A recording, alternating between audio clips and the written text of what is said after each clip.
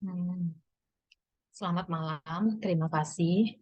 Kami kelompok 11 ingin mempresentasikan tentang Business Model Innovation and Integrative Conceptual Framework oleh dosen pengampu Dr. Insinyur Tatang Ahmad Taufik, Magister Sains, dan Dr. Ninik Fajar Puspita, Magister Engineer. Di sini ada saya, Gracia Agriani Lasmaria Selalahi, dan Pak Denny Kel Sembiring.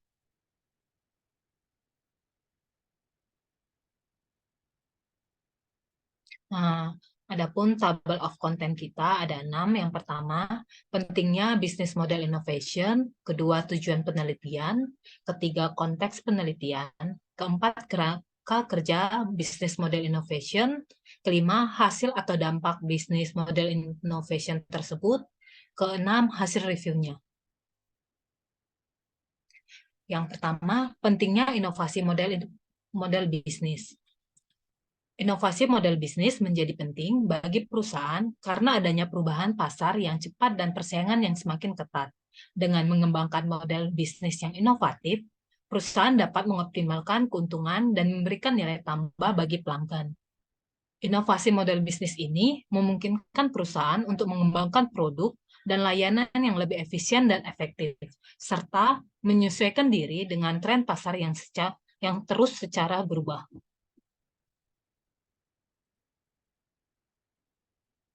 Adapun tujuan dari penelitian ini mengidentifikasi dan mengeksplorasi wawasan bisnis model innovation yang tersebar dan menyimpulkannya ke dalam kerangka kerja integratif untuk meningkatkan pemahaman kita tentang fenomena ini dan untuk menyajikan panduan yang bermanfaat.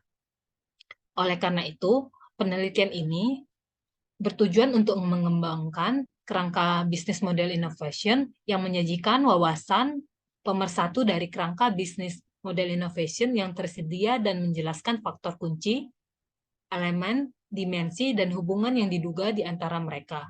Dalam hal ini, Google digunakan sebagai contoh ilustratif dari perusahaan yang berhasil menerapkan bisnis model innovation dalam praktiknya. Adapun konteks dari penelitian ini adalah implikasi praktis. Implikasi praktis itu adalah kerangka kerja yang disajikan memberi manajer alat untuk mengidentifikasi masalah BMI kritis dan dapat berfungsi sebagai pedoman BMI konseptual. Yang kedua, desain, metodologi, dan pendekatannya. Mengidentifikasi wawasan bisnis model innovation melalui investigasi berbasis literatur dan mengkonsolidasikannya ke dalam kerangka kerja bisnis model innovation integratif yang menyajikan elemen dan dimensi kunci bisnis model innovation serta hubungan yang diduga. Yang ketiga, orisinalitas atau nilainya. Kontribusi utama studi terletak pada pendekatan pemersatu dari pengetahuan bisnis model inovasi yang tersebar. Karena pemahaman kita tentang bisnis model inovasi masih terbatas, penelitian ini harus memberikan wawasan yang diperlakukan untuk bantuan konseptual untuk mengembangkan konsep yang lebih lanjut dan memandu penerapannya yang lebih praktis. Keempat, keterbatasan penelitian. Mengingat banyaknya jumlah jurnal akademik, tidak mungkin setiap publikasi ilmiah yang berlaku disertakan dalam analisis ini. Kelima, temuannya.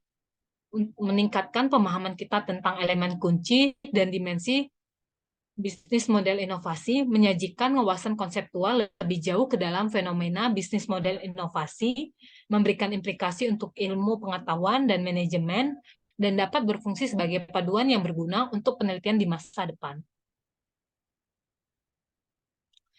Mengidentifikasi kerangka kerja bisnis model inovasi yang ada dalam literatur. Dalam pencarian untuk mengidentifikasi kerangka kerja bisnis model innovation yang relevan, penulis melakukan pencarian di tiga database akademik. Dan penulis mendapatkan total 179 artikel yang disajikan di titik awal untuk penyelidikan ini. Kemudian penulis membuat ada 6 kerangka kerja bisnis model inovasi ini. Dan sebelum saya menjelaskan 6 kerangka bisnisnya, saya akan menjelaskan kerangka kerja bisnis model inovasi ini terlebih dahulu. Kerangka kerja bisnis model inovasi ini pertama kali diuraikan oleh Malhotra pada tahun 2000 untuk mengembangkan sistem manajemen pengetahuan organisasi untuk inovasi model bisnis. Pendekatan ini kemudian diikuti oleh Mahadevan pada tahun 2004 dan Fulpet et al. Pada tahun 2004 juga, yang menambahkan elemen kunci bisnis model inovasi seperti pertama, pelanggan sasaran, kedua, proposisi nilai, ketiga, dan sistem pengiriman nilai, keempat, serta faktor eksternal seperti teknologi, kelima, kebutuhan pelanggan yang berubah, keenam, masalah perusahaan, ketujuh, regulasi dan ekonomi, kedelapan, persaingan. Bisnis model inovasi ini pada tahun 2009 dibedakan 3 jenis bisnisnya, yaitu pertama, inovasi model industri, yang kedua, inovasi model pendapatan, yang ketiga, inovasi model perusahaan. Terus dikaji oleh Deloitte Consulting dan Deloitte dan Touch pada tahun 2002 juga mengeluarkan kerangka bisnis model inovasi yang berorientasi pada proses dengan 3 dimensi inovasi. Yang pertama, siapa, yang kedua apa, yang ketiga bagaimana, dan memperkenalkan konsep berkelanjutannya pada pengaturan bisnis model inovasi tersebut. Adapun rangkuman dari yang diteliti oleh bisnis model inovasi ada 7 peneliti dan 7 unsur yang ditelitinya. Yang pertama oleh Malhotra pada tahun 2000, unsur lingkungan makro bisnis model inovasinya adalah radikal terputus-putus. Yang untuk unsur organisasi mikro bisnis modeling inovasinya, kebutuhan organisasi akan pengetahuan baru dan pembaruan pengetahuan. Untuk elemen manajemen pengetahuan bisnis model innovation-nya, secara model pemrosesan informasi dan model pembuatan akal. Untuk elemen hasil dampak bisnisnya itu yang pertama penciptaan pengetahuan, yang kedua pembaruan pengetahuan. Yang kedua oleh Deloitte pada tahun 2002, unsur lingkungannya faktor eksternal, unsur organisasi mikro bisnis model innovation-nya kemampuan batin, elemen inti dari bisnis model innovation ini siapa, apa, dan bagaimana. Yang paling sering juga sekarang dipakai untuk yang elemen hasil dampak bisnis model innovation ini, nilai pemegang saham yang lebih unggul, keunggulan inovator, dan kelemahan dari pertahanannya. Pada tahun 2004 juga diteliti oleh Mahadewa, dari unsur lingkungan makronya didapatkan yang pertama tentang teknologinya, yang kedua tentang regulasi dan ekonominya. Untuk unsur organisasinya, yang pertama mengubah kebutuhan pelanggannya, yang kedua masalah tingkat perusahaan. Elemen inti dari bisnis model innovation yang didapat oleh Mahadewa, yang pertama target pelanggan itu siapa, kedua apa nilai proposisinya, yang ketiga sistem penyampaian nilainya bagaimana. Dan keempat itu ada Voelpel pada tahun 2004 yang mengkaji tentang bisnis model innovation ini. Untuk unsur lingkungannya, dia merasakan kekuatan, arah, dan dampak teknologi tersebut. Untuk unsur organisasinya, yang pertama itu perubahan kebutuhan atau perilaku pelanggannya, yang kedua pelanggan baru, proposisi nilai, yang ketiga merasakan potensi rekonfigurasi sistem nilai, yang keempat merasakan kelayakan dan profitabilitasnya. Untuk elemen inti dari bisnis model innovation ini, Voipel itu mendapatkan yang pertama pelanggan, yang kedua teknologinya, yang ketiga infrastruktur dari sistem bisnisnya, yang keempat ekonomi dan probabilitasnya. Untuk elemen manajemen pengetahuan bisnis model innovation, dia mendapatkan elemen hasil. Untuk elemen hasil dampak bisnis bisnis model inovasi ini dia mendapatkan keunggulan kompetitifnya. Yang kelima, IBM pada tahun 2009 menganalisa juga terkait bisnis model innovation ini. Yang pertama tentang inovasi model industri, yang kedua inovasi model pendapatan, yang ketiga inovasi model perusahaan. Itu dari segi elemen inti bisnis model innovation. Terus dari elemen manajemen pengetahuan, dampak BMI. Dari elemen hasil dampak BMI tersebut, hasil dan keuangan yang sukses. Kelima, ada dilakukan penelitian yang dan kawan-kawan pada tahun 2014 mengenai bisnis model inovasi ini. Dia mendapatkan untuk unsur organisasi mikronya, perusahaan dan kompetisinya. Kedua, pelanggan atau pasarnya. Yang ketiga, nilai atau produknya. Yang keempat, keuntungan dan biayanya. Elemen inti dari bisnis model innovation ini siapa, apa, dan bagaimana. Alat bisnis model innovation ini prosedur, kombinasi, dan evaluasi internalnya. Untuk elemen hasil dampak dari bisnis model innovation ini keberlanjutan, keunggulan, kompetitif. Untuk intensitas penggunaan dan selanjutnya intensitas penggunaan elemen IMT.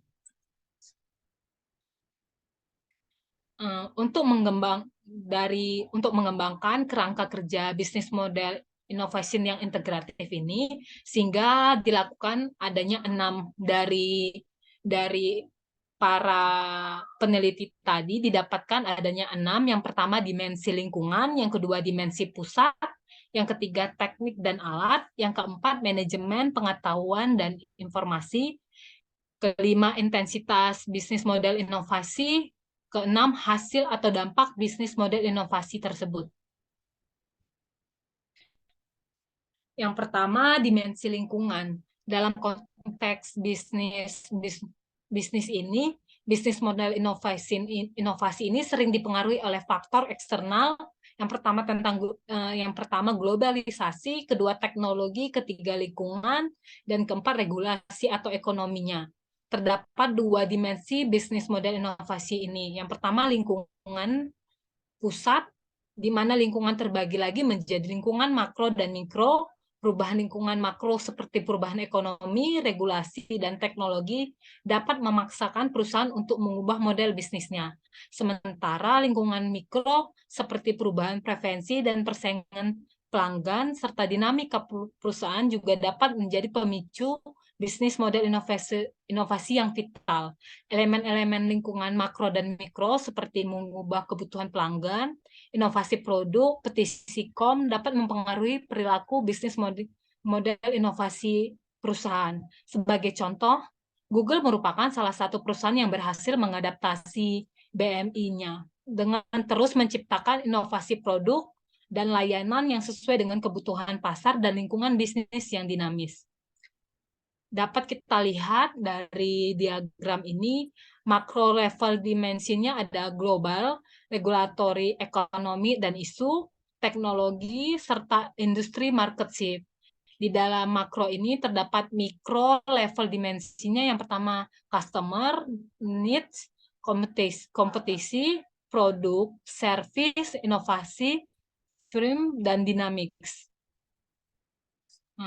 Selanjutnya bisa dilanjutkan oleh Pak Denny. Terima kasih. Baik, selanjutnya saya akan melanjutkan mengenai penjelasan dimensi pusat. Dimensi pusat dan faktor-faktor yang membentuk karakter BMI, yaitu Deloitte yang et al.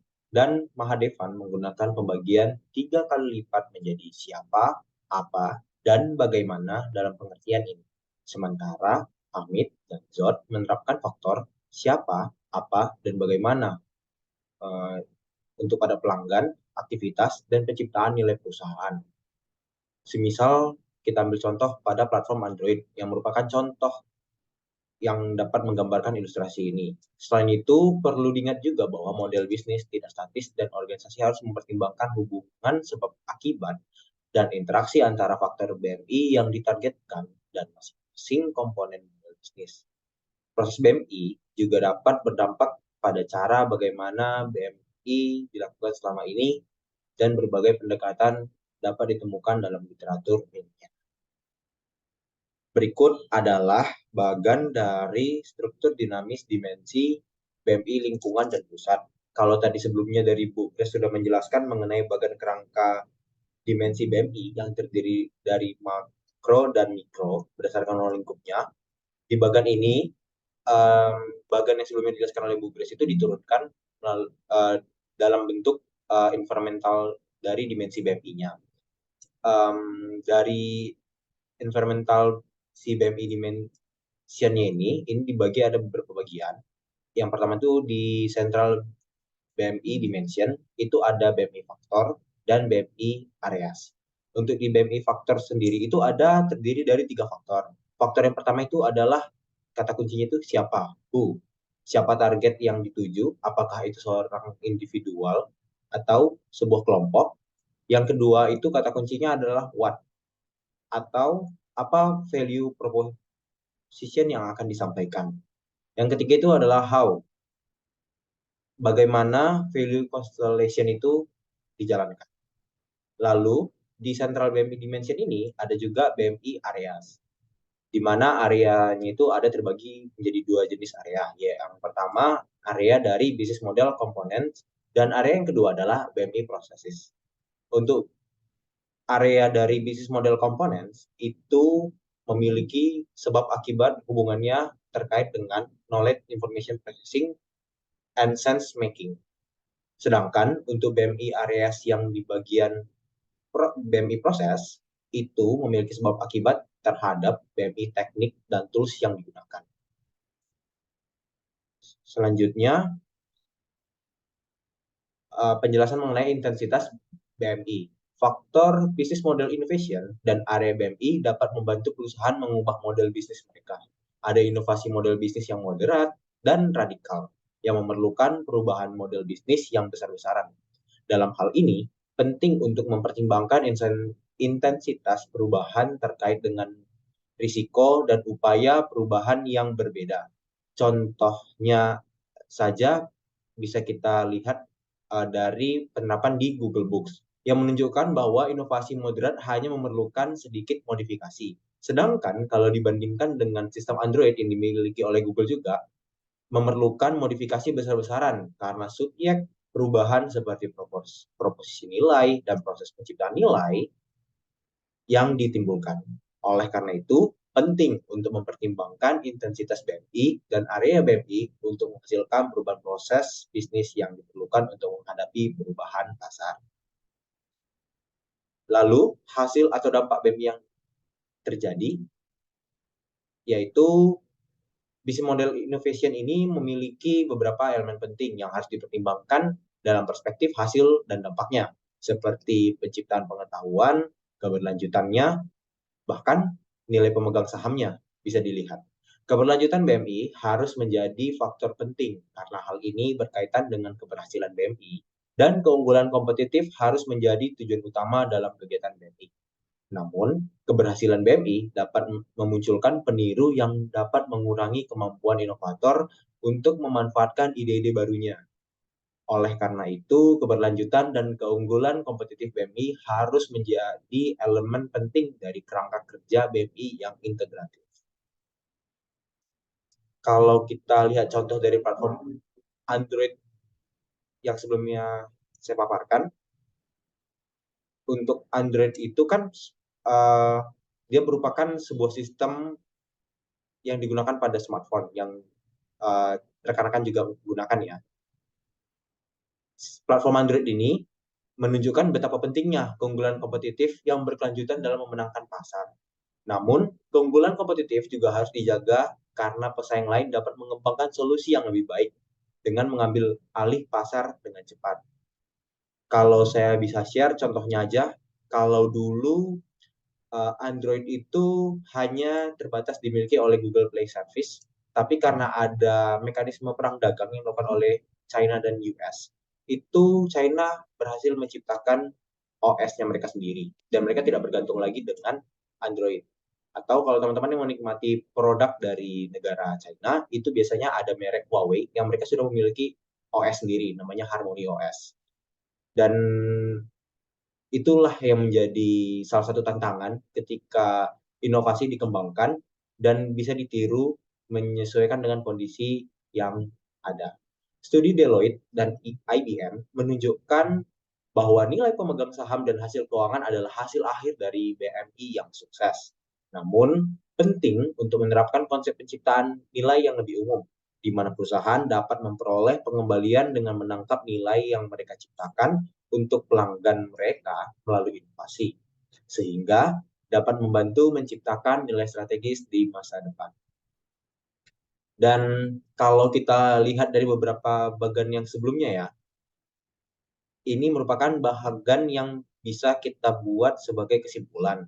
Kalau yang dari awal dijelaskan oleh Mbak Gracia itu tadi bagian kerangka dimensi BMI, yang kita lihat di sebelah kiri ada makro, dan di sebelah kanan ada mikro, dan yang barusan saya jelaskan juga, yaitu bagian struktur dinamis BMI lingkungan dan pusat, yang tadi ada mengenai BMI faktor, BMI area, beserta dengan sebab akibatnya.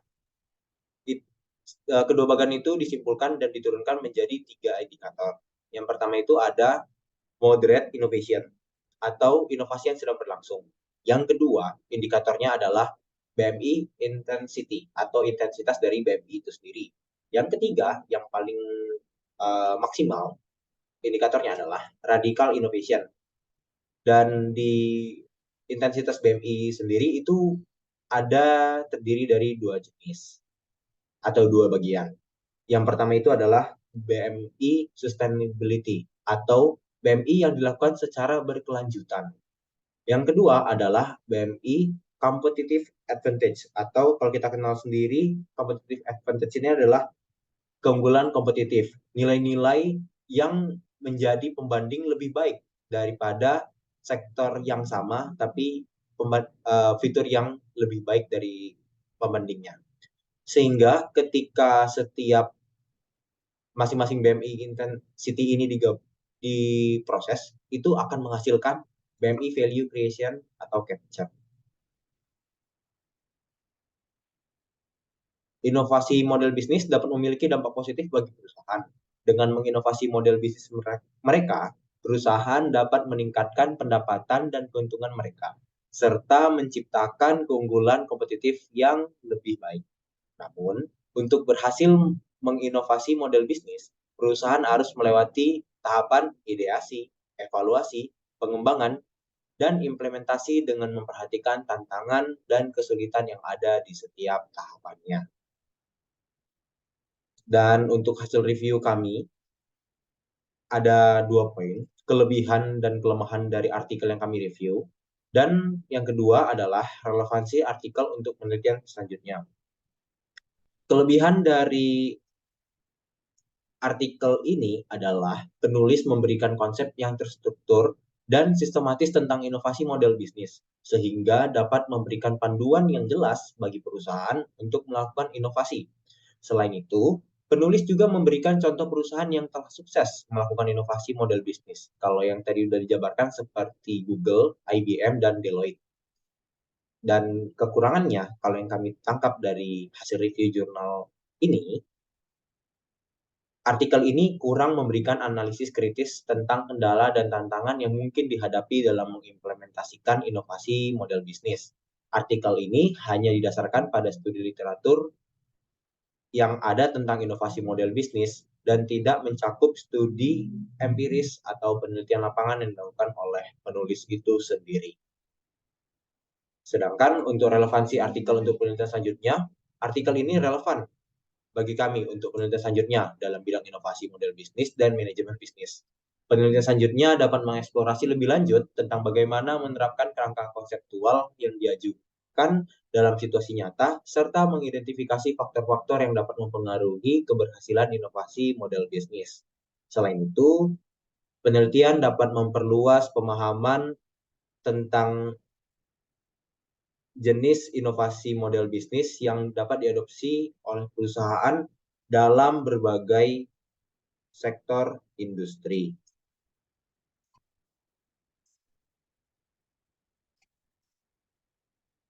Demikian untuk presentasi kami mengenai jurnal dari kelompok 11.